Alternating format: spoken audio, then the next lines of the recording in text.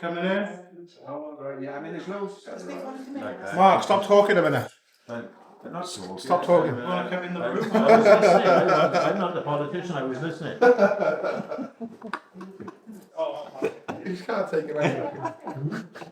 I'll stand over here if I want to get picked on. You want to sit here? Do you want to stand in the middle of us? No, it's okay. I'll stand by here, by Finley. Only going to be very quick. I'm Mark, owner of this little building. Some new faces, some old faces, absolutely. Some MPs, or MP, wonderful. Just again, I appreciate everyone coming out. It's hot, it's the holidays. You could have been anywhere else in the world, but you're at FFoto Newport, which I really appreciate that. Thank you, Mark, as well. You'd have a go at me if I didn't say thank you. That's alright, then. All I'm doing is missing the riots. But that is it. Follow us at FFoto Newport on socials if you're not already, because things like this happen often, and I just feel like they need to be more heard of further afield. Although this is Abercarn, which is lovely, it's going to put Abercarn on the map. Thank you to Aaron. But yeah, that is it. So I'm going to hand it over to Aaron, who's going to talk way better than I just did. So thank you, Aaron. Thank you very much. Well, first of all, I want to start out each and every one of you for coming out tonight. There's some new faces, of course, as well. You guys over there, loads of you lot, I know already, but you know, let's fill the room up. So today I'm featuring a bunch of images that I've taken over, like say, the past 4 years. They're like a selection of images I feel that reflect Abercarn quite well. I'm pretty sure you lot from Abercarn know about the Rock of Ages. There's a lot of young people who don't, and it's so weird because it's like huge on the top of the mountain. It's crazy, isn't it? We went there a few years ago, me and my mate Nick, and it was covered in trees. And you've always heard these stories about the Rock of Ages coming from the older generations, and you couldn't even see it on the mountain, could you? So in the past few years, due to disease to the trees, where the trees are being removed, now it's become quite a bit of a focal point in Abercarn. You can actually see it better in this image right by here.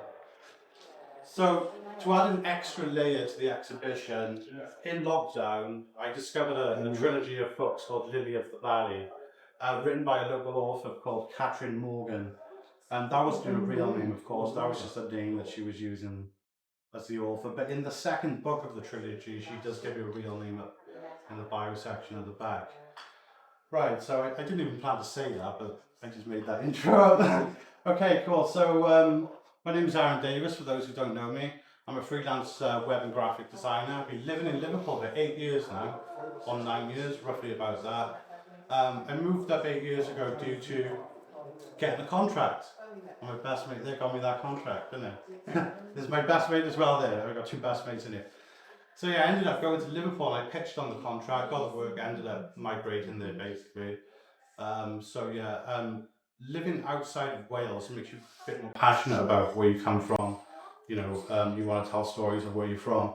So in lockdown, I decided to get the free books, and just by coincidence, I had this collection of images which really followed the story along the book from start to finish, right over there. This image here of the Rock of Ages is where a love situation happened. I won't go into too much detail, but something kinky happened with that rock. We stubbed you too. Yes, I went over the rock. So these back lanes of West End here are quite described within the story, the first book itself. Here is the back of the Gwyn Valley. They've actually updated it in recent years. We've had people with motorcycles going up there and damaging the area, but now they've managed to put they've managed to put things there now to safeguard the protection of the area.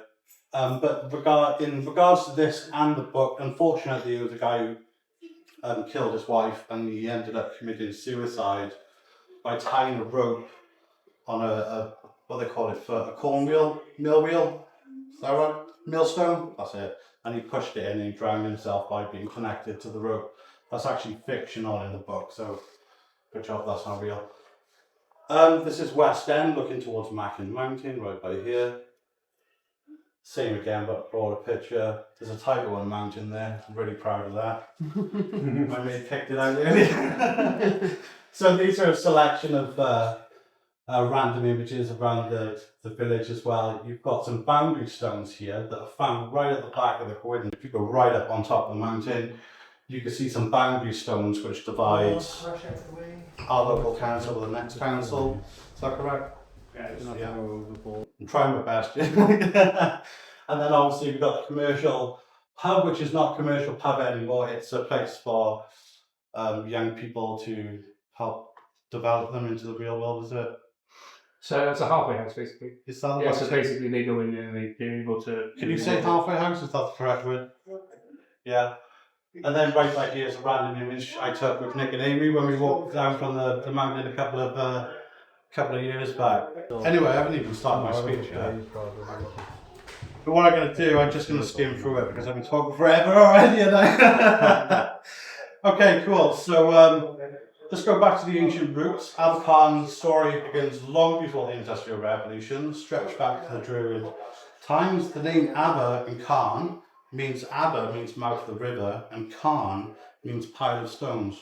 So that's where the word Abercarn comes from in Welsh. Around the area, it's quite known for Druid rituals, especially up in Tumbar and Tamp, which is mostly Cumcarn, I would say. But they're, yeah, Cumbran, Rogerstone.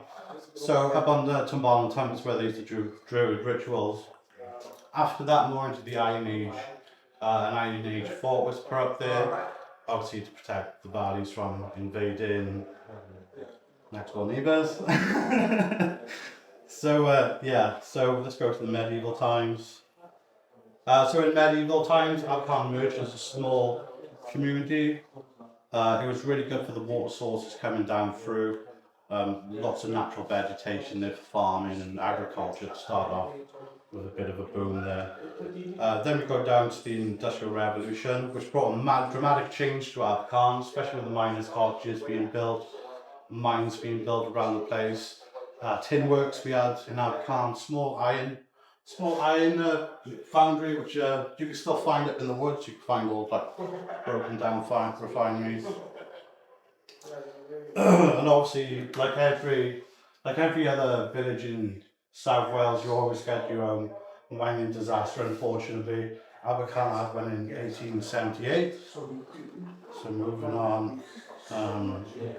So this is quite an interesting thing that a lot of people still don't quite know at home. But Sir Benjamin Hall, do you know Benjamin Hall? He was part of Parliament a long time ago. So he had a small locksmiths in London, but Benjamin Hall was born in Abercarn. He married a woman called Lady Lanover, you know that, yeah? And he was contracted by the builders of London Clock Tower to make the mechanisms inside. And Big Ben is named after Benjamin Hall from Abercarn. And that's the connection there. So he used to live on top of a pub. Not for too long, I don't think. I think he ended up having a big estate built, but he used to live on top of Cram for a short period of time in West End. And am I doing alright there? Alright, cool. So full circle from the Druids when Abercarn was, the population was near to nothing apart from settlements around the place, you know, natural beauty all over it. And I do feel Abercarn's done a full circle now. So the Industrial Revolution's gone. There's not much of an economy there anymore. You can't really travel out of Abercarn bit if you want to do something a bit more savvy as a career. So the natural beauty's coming back to Abercarn. And right, so we'll just go back to Lily of the Valley again. Right at the beginning, like I explained, there's two different dimensions to this. You've got the exhibition side and you've got the Lily of the Valley. I do implore you lot to check it out. Give it a Google. Obviously, take the details on you that it was written by a woman called Catherine Morgan, and the books are about $8.99 each. I think they're not too expensive, but it gives you a really good social scope into how the valleys were back then. And like I said to you earlier, I think a lot of people focus too much on the Industrial Revolution. It's got a really good documentation of how people used to interact, you know, back in like 1700s, 1800s, stuff like that, and further up again. So, which I think is really important because people don't like social interactions anymore. Anyway, my name is Darren Davis. Thanks for coming. I'm going to say one more thing. If you do enjoy these images tonight, I do have a hardback photo book available. I haven't ordered them because I didn't know what the show up was going to be. I do want X amount of stock floating around for the rest of my life. So there's a QR code on here. If anyone wants to scan it and order the book, you can actually put your address in and get it shipped to your house probably within the next 10 days to 2 weeks. It's £6.20 for the book and it's £1.90 for delivery, which is £8.10. And there's another QR code there. If you're not tech savvy and you can't be bothered scanning that, just come and have a chat with me. I'll take your details and I can take card payment, wherever. But this is not about making money. This is about sharing Abercon with you lot, and we'll just like chat now for the next 45 minutes and have a few beers. So yeah, thanks very much for coming.